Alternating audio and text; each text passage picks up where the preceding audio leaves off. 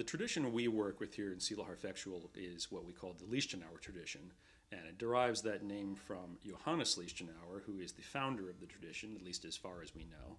He's a very shadowy figure who lived in the 14th century, and in fact, we're very lucky to have the works of subsequent masters in that tradition, his disciples, if you will, because Lichtenauer himself left us only a series of several hundred rhyming couplets, ensconcing his tradition into this various mysterious type of phrasing. And we call this Merk verse, which means teaching verse. It seems to have had two purposes to it. One, it is encoding the system in a way that makes it inscrutable to outsiders from the tradition.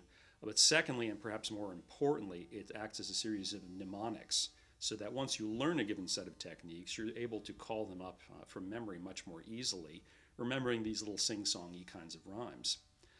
From the 15th century alone, we have almost 6 dozen of these types of works, some of them illustrated, some of them just text.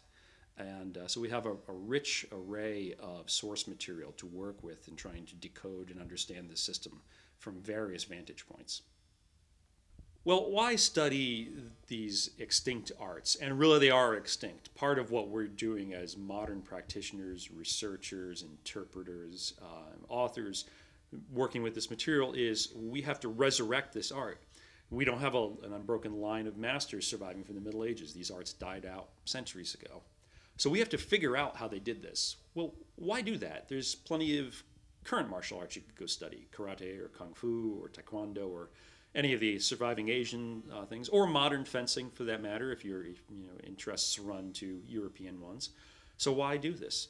Well, I think the answer is, first of all, the action of having to figure it out is intriguing, and that's fun. That's actually a fun activity. It's tinkering around with it and seeing how did it work. Based on these words or pictures on the page, how does this technique work? But also I think it allows us to touch something very magical that is missing in modern life.